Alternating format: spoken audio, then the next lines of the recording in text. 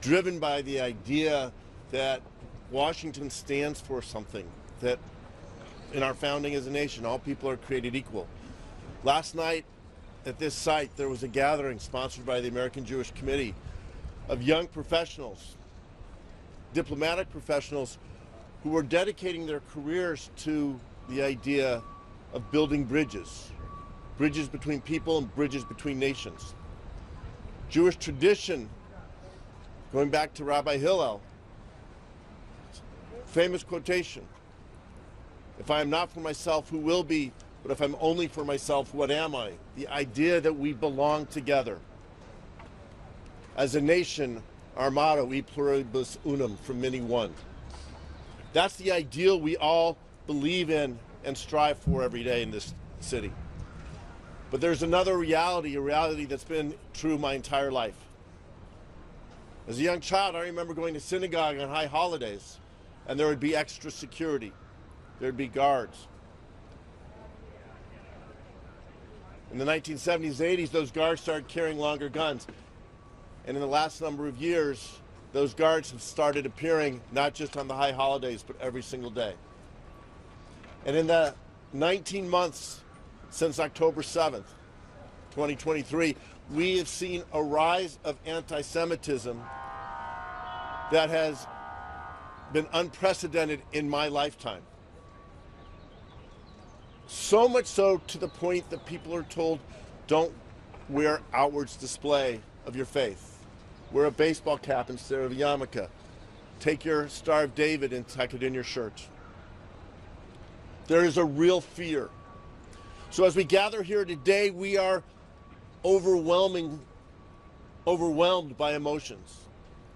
Emotions of grief at the loss of two beautiful young people who were prepared to make a life together, heading to Israel to become engaged, to make a promise to each other for a future, united, and to have that future cut short last night. And instead, their families, rather than gathering under the chuppah, will be gathering beside a grave, saying a Kaddish instead of 7 blessings.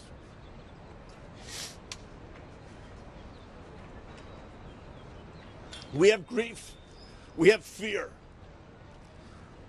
but we're not surprised at what happened, and we are not going to back down. The resolve of all of us standing here, the resolve of every American Jew, the resolve of Jews around the world, is that we will hold on to who we are with pride and defiance.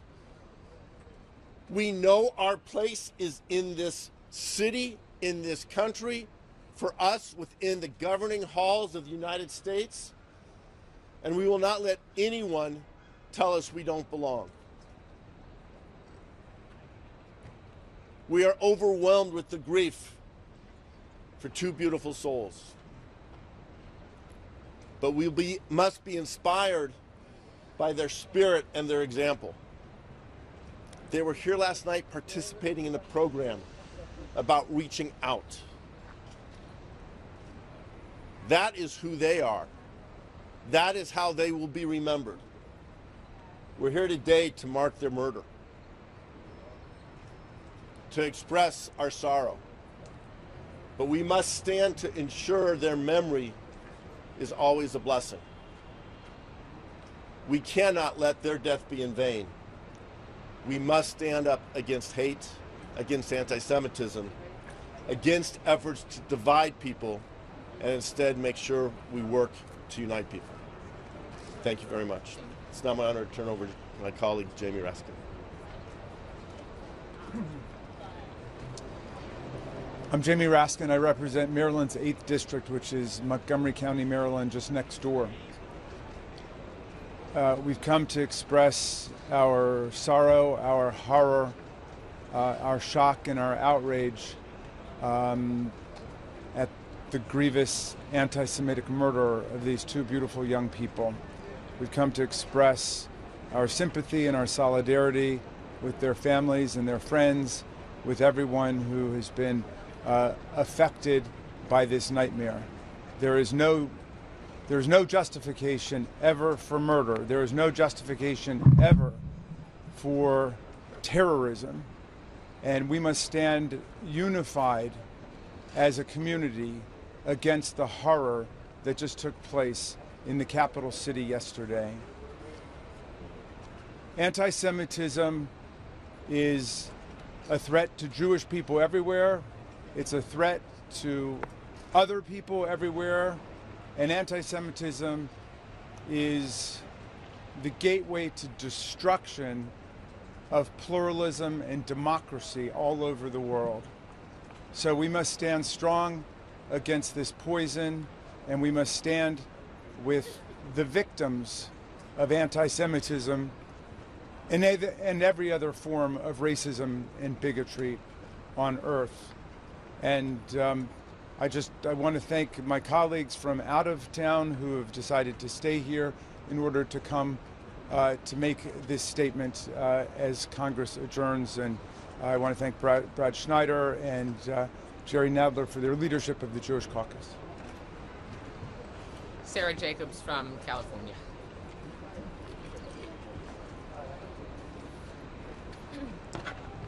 Like my colleagues, I'm horrified by the murder of Yaron and Sarah. May their memory be a blessing and a comfort to all who knew them. And I think it's important to talk about the significance of where we're standing today, the Capitol Jewish Museum. Because this museum serves as a hub for Jewish life, for Jewish community here in DC, for preserving and celebrating the rich history and culture and contributions of Jewish communities. It's a space for building community, creating dialogue, and education, which is so needed to address the enduring stereotypes and misconceptions about the Jewish community. A shooting like this took lives from us. It's also meant to scare us. It's meant to take away the places where we should feel safe. It's meant so that every Jewish parent, like my brother and sister-in-law who are dropping their babies off to a Jewish preschool this morning, take a little pause. It's meant so that every person who wears a yarmulke or a Jewish star, like I often do, wonders, should I wear this today? Should I put this on? It's meant so that every time we walk into a synagogue, into a community center, or just down the street, we wonder if we're safe.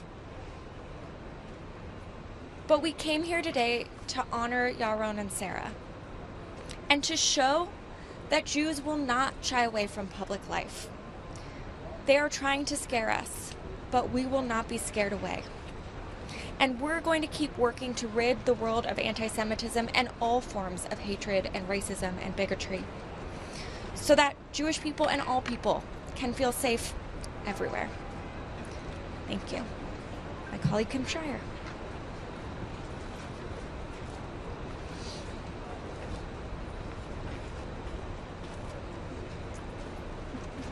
Thank you for being here. I'm Kim Schreier. I represent sort of the middle of Washington State.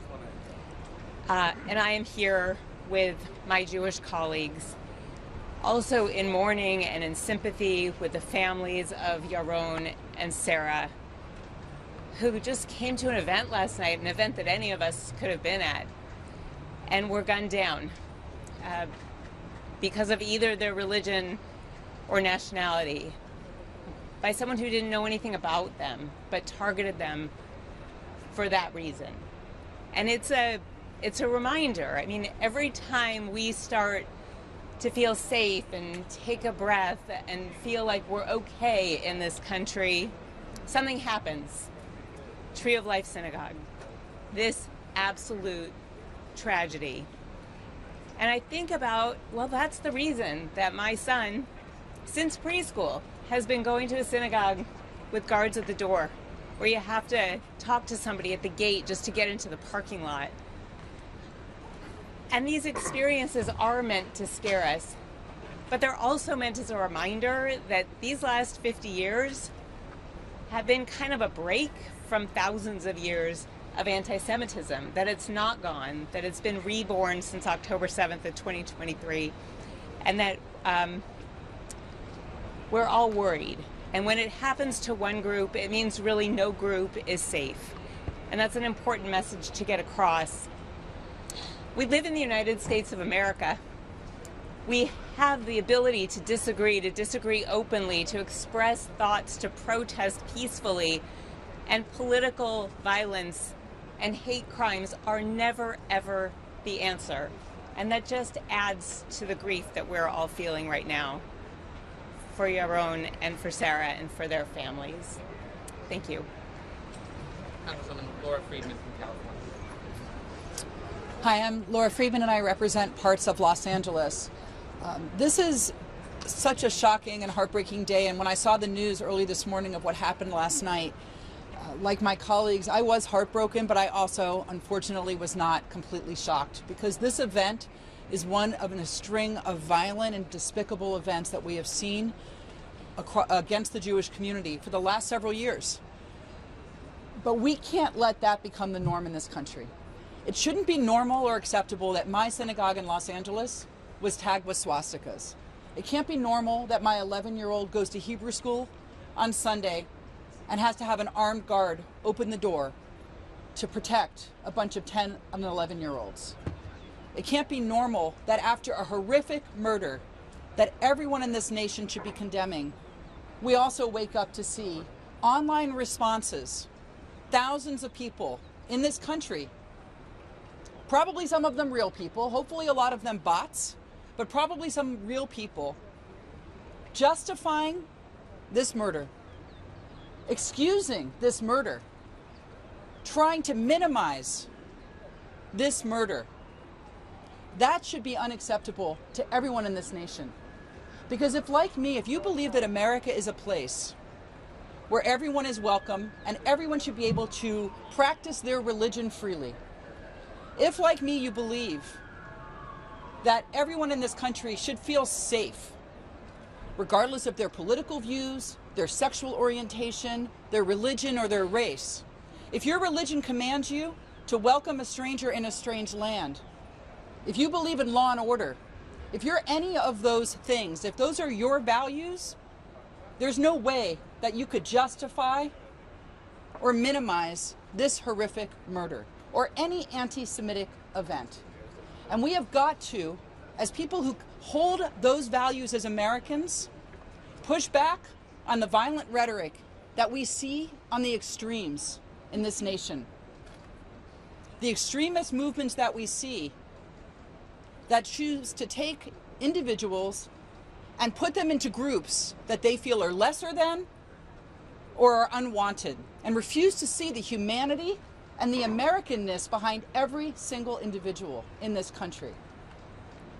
We all have a responsibility to push back on the conspiracy theorists among us who, in the case of anti-Semitism, choose to underlie their conspiracy theories with ancient anti-Semitic tropes about the Jews being controllers of media, controllers of capital, controllers of opinion.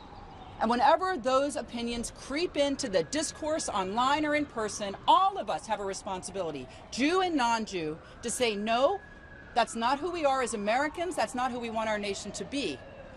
That we want a different kind of America. Because what we're seeing now is completely unacceptable, and everyone should be standing up to reclaim the soul of this country. Thank you. And that, I think, we'll take questions.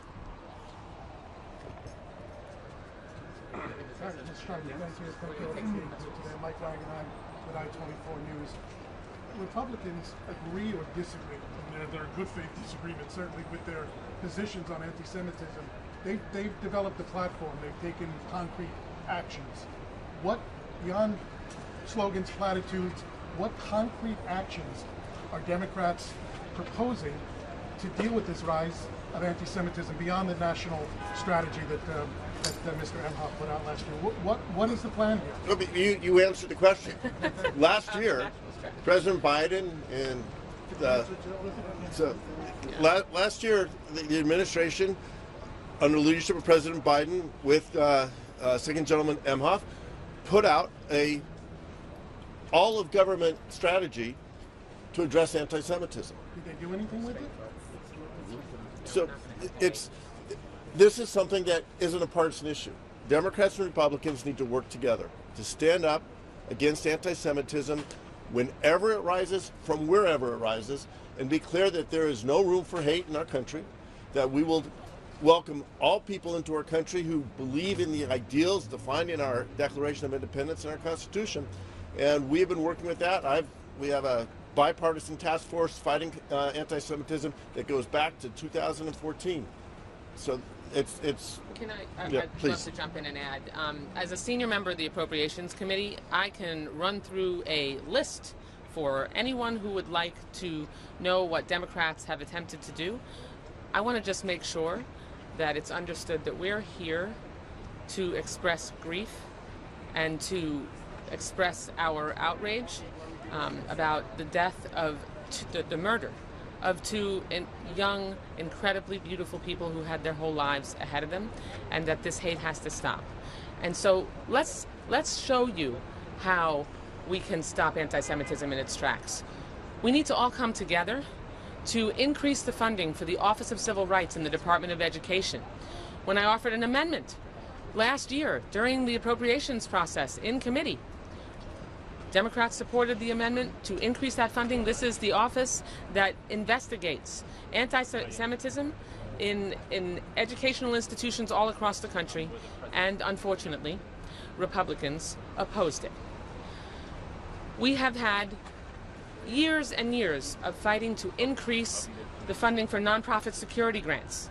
Nonprofit security grants are the funding for institutions like the Capital Jewish Museum, like synagogues and mosques and other religious institutions and nonprofit organizations and JCCs across the country that sadly have to fund the security guards and the security infrastructure and architecture to keep congregants and participants in events that attend events like the one from last night, that keep them safe. But we have not always had bipartisan support to increase that funding. We've had an administration that has for a time refused to release funding that was already appropriated. And so making sure that we actually are fully engaged in getting resources out in these communities to keep people safe, which is what I was referencing when I opened my remarks, is critical. But I'll just close on this question with this. We all need to stand together to fight anti-Semitism and any form of hate and bigotry.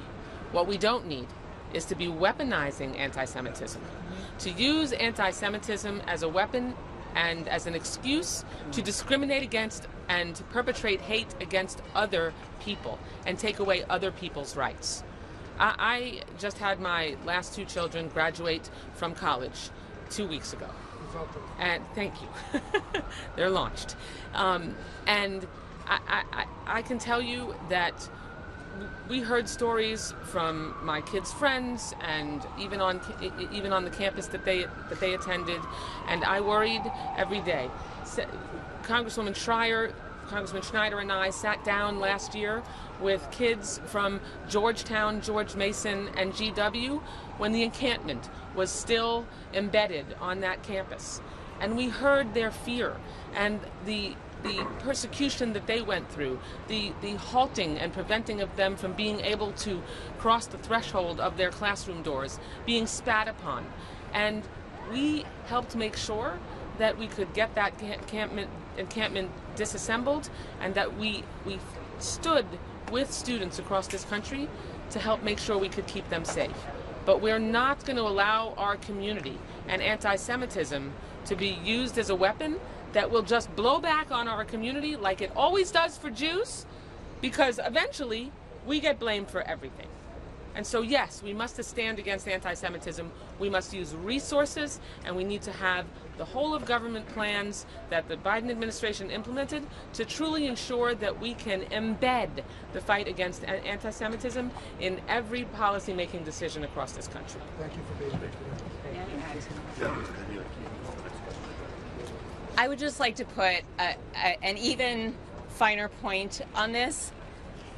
I want to be really clear that what is happening right now with using anti-Semitism as an excuse specifically to crack down